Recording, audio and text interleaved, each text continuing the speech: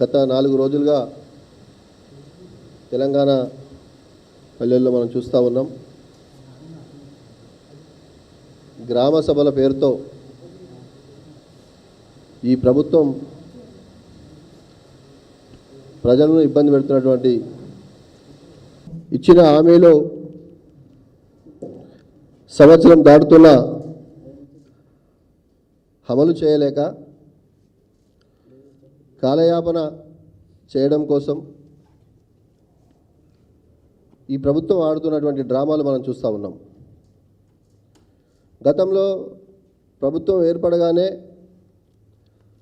తెలంగాణలో ప్రజా పాలన పేరుతో ఏర్పడి ప్రతి గ్రామంలో, బస్తీల్లో, పట్టణాల్లో అందరి దగ్గర నుంచి అప్లికేషన్ తీసుకోవడం మనం చూసినాం.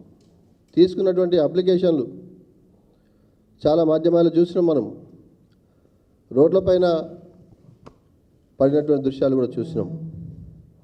ఈరోజు గ్రామ సభలు కాదు, అవి ప్రజా ఆగ్రహ సభలుగా జరుగుతూ ఉన్నాయి. ప్రతి గ్రామంలో ప్రజలు ఈ ప్రభుత్వాన్ని నిలదీస్తూ ఉన్నారు.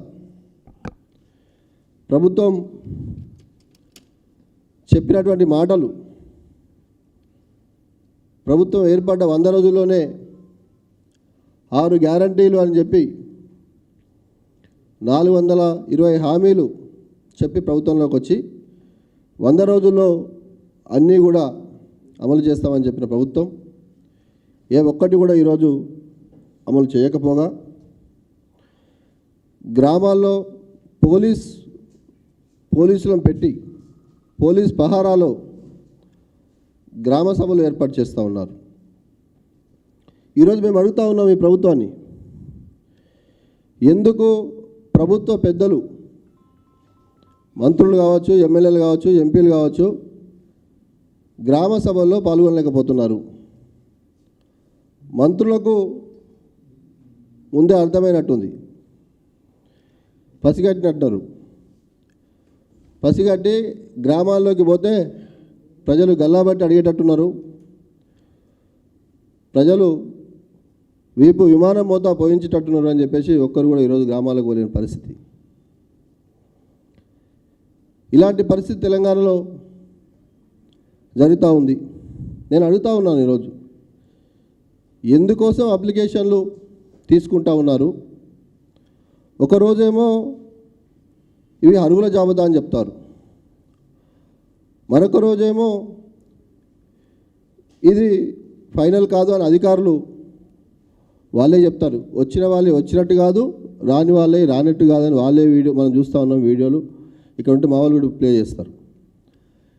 ఇట్లా అధికారులు ఒక మాట, ప్రజాప్రతినిధులు ఒక మాట. నేను ఇందాక వస్తాప్పుడు చూసిన డిప్యూటీ సీఎం గారు బట్టి విక్రమార్క గారు చెప్తా ఉన్నారు, రేపు మండలానికి ఒక గ్రామాన్ని మాత్రమే ఎంపిక చేస్తాం, తర్వాత మళ్ళీ చూస్తామంటారు. అంతకుముందు ముఖ్యమంత్రి గారు ప్రెస్ మీట్లోనేమో 26వ తారీఖు నాడు హామీలని అమలు చేస్తాం అని చెప్పి వారు చెప్తారు. ఇందాక పొంగులేటి శ్రీనివాసరెడ్డి గారి వీడియో చూశాను నేను మీడియాలో ఇక్కడ వస్తే. వారు అంటూ ఉన్నారు, రేపు కాదు ఫిబ్రవరి 1st వీక్లో చెప్తామని చెప్తా ఉన్నారు. డిసెంబర్ 9 అయింది, సంవత్సరం అయిపోయింది. ముఖ్యమంత్రి గారి మాటలు నీటి మూటలు అయిపోయినాయి.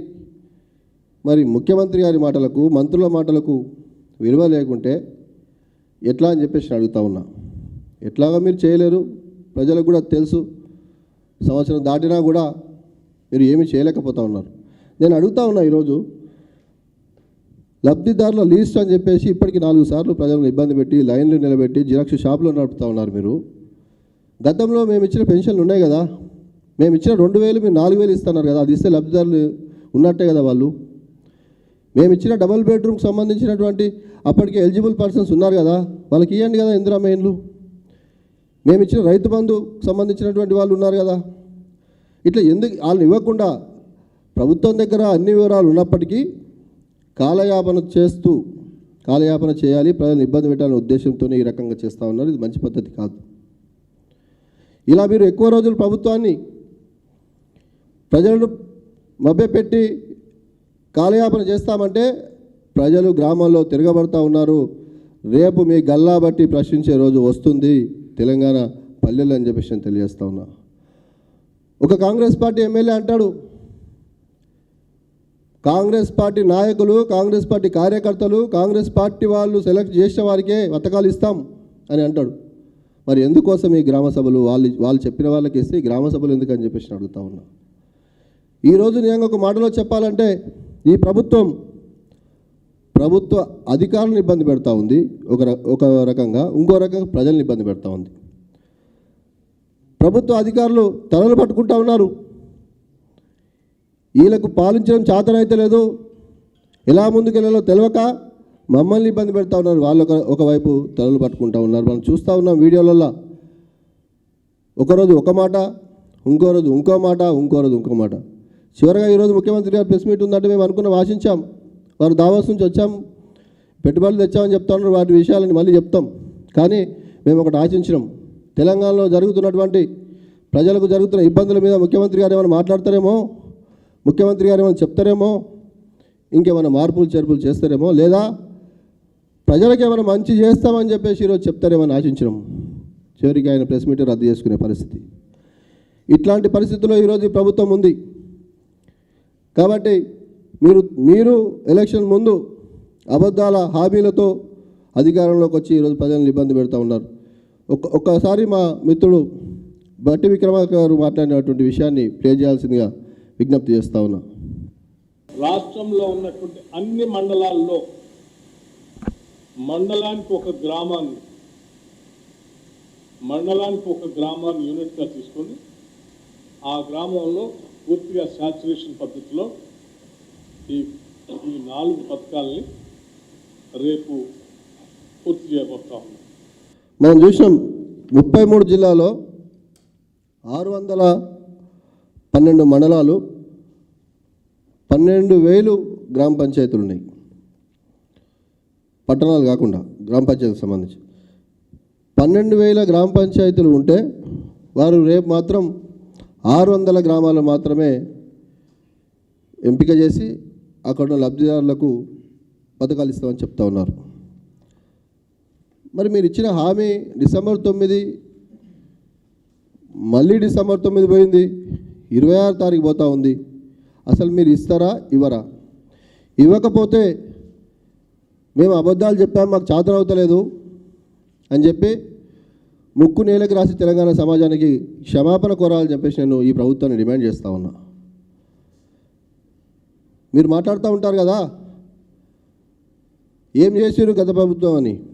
వీళ్ళ కథలు ఎట్లా ఉంటాయంటే, సెక్రటరీలో కూర్చుంటారు, బ్రహ్మాండంగా ఎంజాయ్ చేస్తూ అక్కడ కూర్చొని కేసీఆర్ గారు ఏం చేసారు అంటారు. సెక్రటరీ ఎవరు కట్టారు? కేసీఆర్ గారు కదా. మన పార్టీ ఆఫీస్ పక్కనే ఉన్నటువంటి పోలీస్ టవర్లో కూర్చున్నారు ముఖ్యమంత్రి గారు. కేసీఆర్ ఏం చేసిరు అంటారు. అది కట్టింది కేసీఆర్ గారే కదా. మూసి సుందరీకరణ చేస్తాం, మరి కాళేశ్వరం నీళ్ళు తెచ్చి అంటారు. మళ్ళీ కేసీఆర్ గారు ఏం చేసిరు అంటారు. కేసీఆర్ గారు కాళేశ్వరం కట్టి 1,00,000 ఎకరాలకు నీళ్ళు ఇచ్చి ఆ నీళ్ళనే మీరు తీసుకొచ్చి మళ్ళీ మూసి సుందరీకరణ చేస్తామంటున్నారు. మీరు చేసింది ఏందో చెప్పండి ఫస్ట్. ఈ సంవత్సరం కాలంగా తెలంగాణ సమాజానికి ఒక ఉచిత బస్సు హామీ తప్ప మీరు ఏం చేసిరో చెప్పాల్సిందిగా మేము డిమాండ్ చేస్తూ ఉన్నాం.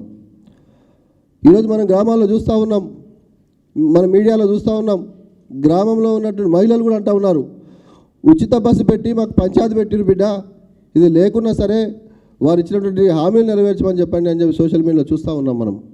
మరి ఏమీ చేయదు ఈ ప్రభుత్వం.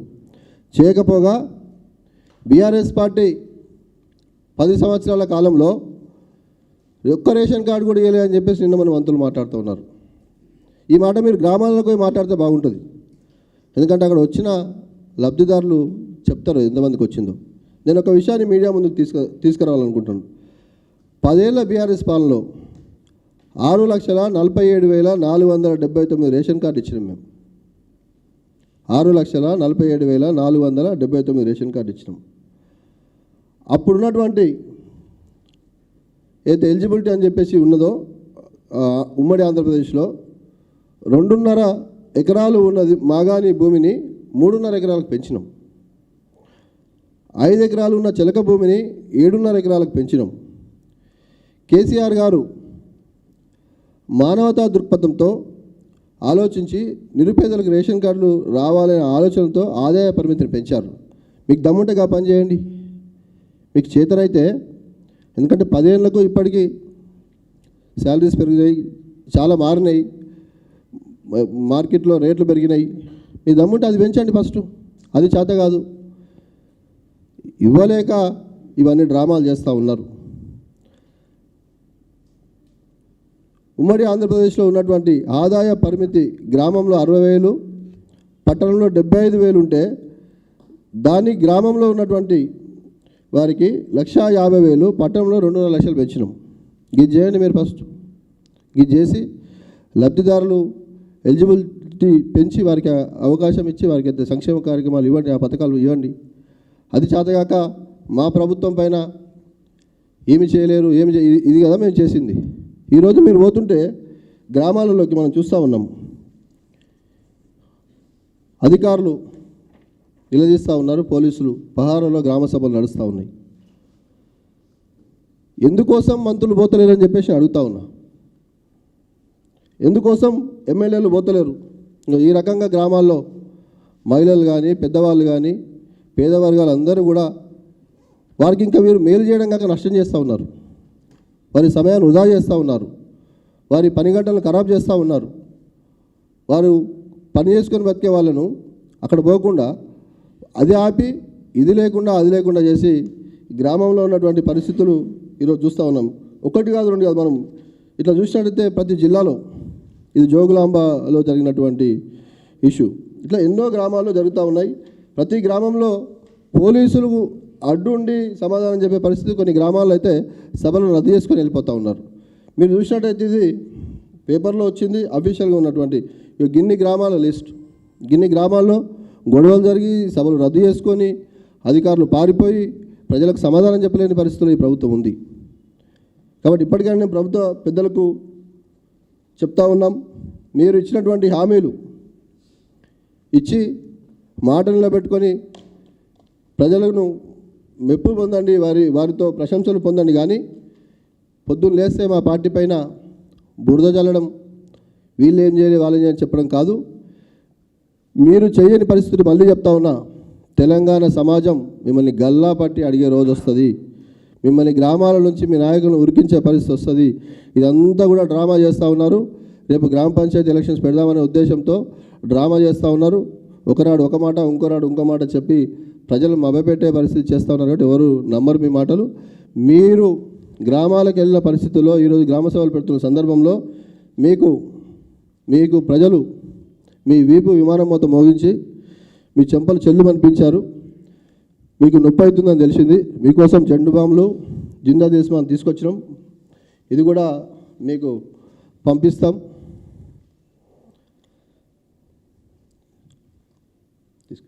జెండు బాంబు, జిందా దేశమాన్ ఈ ప్రభుత్వానికి, ప్రభుత్వ పెద్దలకు మరి ప్రజలు వారి వీపులు విమానం మోత మోగించారు. కాబట్టి ఇది పెట్టుకొని ఉపశమనం పొందాల్సిందిగా ఈ ప్రభుత్వానికి విజ్ఞప్తి చేస్తూ,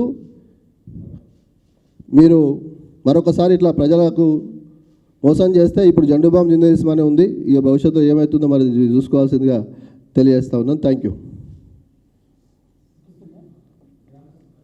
గ్రామసభ ఒక గ్రామసభ వీడియో పెట్టాడు మీరు సార్.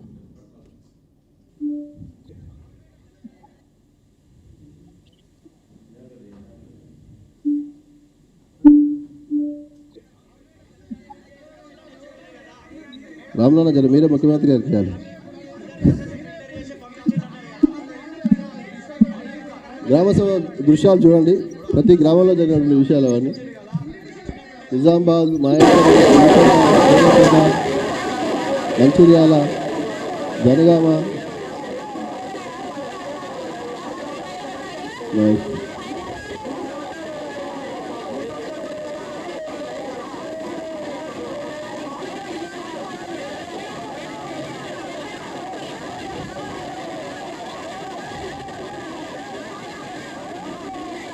Thank you. వాళ్ళ పెట్టుబడుల గురించి మళ్ళీ ప్రెస్ మీట్ పెడతాము. పోయినసారి వారు దావోస్ నుంచి తెచ్చిన నిధులు గురించి చెప్పమండి. ఫస్ట్ తెచ్చినటువంటి ఉద్యోగాల గురించి చెప్పమనండి. చూస్తూ ఉన్నాం ఓడింగ్లు. ఆ ఓడింగ్లు కూర్చొని ఒకవైపు ముఖ్యమంత్రి గారు, ఇంకోవైపు శ్రీధర్ బాబు గారు కాలు మీద కాలు వేసుకొని కుర్చీ వేసుకొని కూర్చున్నారు. వారి కింద ఆ పెట్టుబడులు రాశారు. మరి దానికి అర్థమైందో నాకైతే తెలుస్తలేదు. దీని గురించి ప్రత్యేకంగా మేము చెప్తాం, ప్రత్యేక సమావేశం పెడతాం. ఎందుకంటే నేను మళ్ళీ అడుగుతా ఉన్నా, సమావేశం పెడతాం. కానీ పోయిన సంవత్సరం తెచ్చినటువంటి నిధుల గురించి ఫస్ట్ మాట్లాడాలి ఈ ప్రభుత్వం. ఇదే విధంగా డబ్బాలు కొట్టుకున్నారు కదా, ఎన్ని ఉద్యోగాలు ఇచ్చారు దావోస్ నుంచి, ఎన్ని పెట్టుబడులు తెచ్చారు, ఎన్ని ఇండస్ట్రీలు వచ్చినాయి, ఇప్పటిదాకా ఎన్ని కట్టారు, ఎన్నిటికి ముగ్గు పోసారు, ఎన్నిటికి పునాదులు తీశారో ఒక మాట చెప్పమండి ఫస్ట్. థ్యాంక్ యూ అన్న.